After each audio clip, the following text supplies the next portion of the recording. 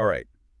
Welcome back, everyone, for another deep dive into the wild world of Aussie property. Yeah. Last time we dipped our toes into this whole market cycle thing, remember Yep, booms and busts that's and all right. that jazz? But today, Yeah. we're going to really ride those waves. We're going Yeah. deep Love it. and figuring out how to actually use these cycles to our advantage. Mm-hmm. Whether you're, dreaming of your own place Yeah. or you're like a seasoned property shark, this is going to be good stuff. I think so. Okay, so just to recap, 4 phases, Yeah. right? Boom, downturn, stabilization, recovery. That's the cycle. But I want to know, Mm. what does each phase actually feel like? Ooh, good question. Like if I'm out there in the market, what am I seeing? Yeah. So imagine it's like a bustling marketplace, Right. That's the energy of a boom. Right. Demand is through the roof. Everyone wants a piece of the pie. Properties are selling like hotcakes. Yeah. And prices are going up, up, up. Like crazy. Like a rocket taking off. Yeah. But just like any party. Eventually, things start to slow down. Right, and that's A shooting. downturn? That's the downturn, yeah. Okay. The music stops, the lights come on, and suddenly there's a lot less competition for that last sausage roll. Buyer demand cools off.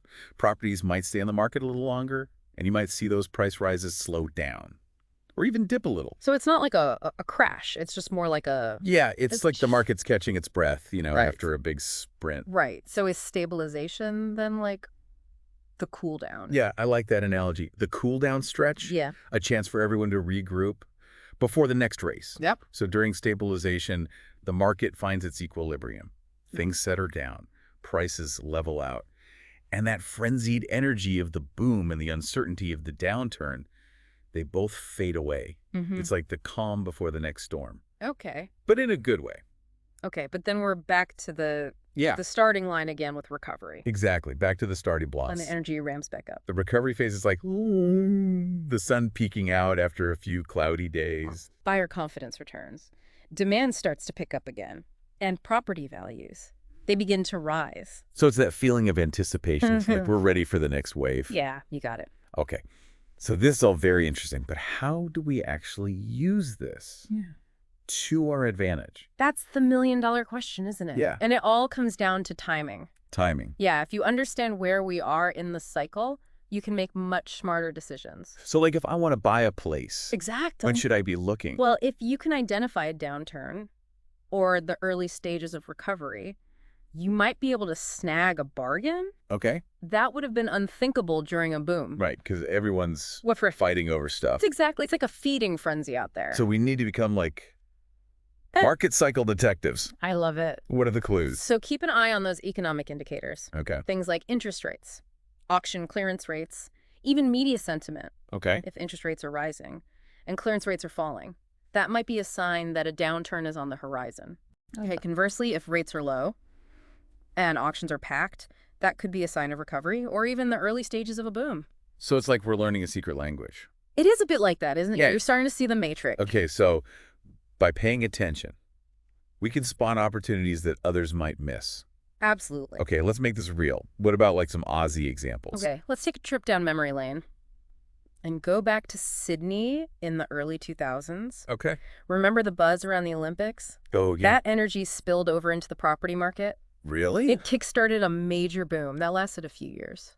But then, Well, around 2004, 2005, things cooled off a bit. The market took a breather. okay, so classic boom and downturn. Downturn, yeah. But I bet that wasn't the end of the story. Not even close. Fast forward to 2012 to 2017, and Sydney was on fire again.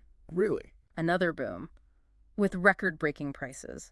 Bidding wars galore. Wow. And then like clockwork, we saw a period of stabilization from around 2018 onwards. So even in a market as hot as Sydney, the cycle keeps spinning. It always does. So what you're saying is there will be ups and downs. Yeah.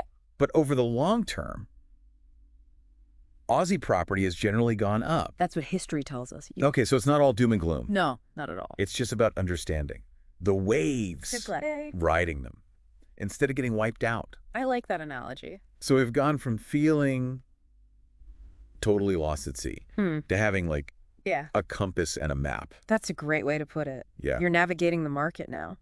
Okay, last thought. Any parting wisdom? So if these cycles are somewhat predictable, how does that change your perception of risk? Ooh, that's a good one. Is a downturn a threat to be feared? Or could it actually be an opportunity? In disguise.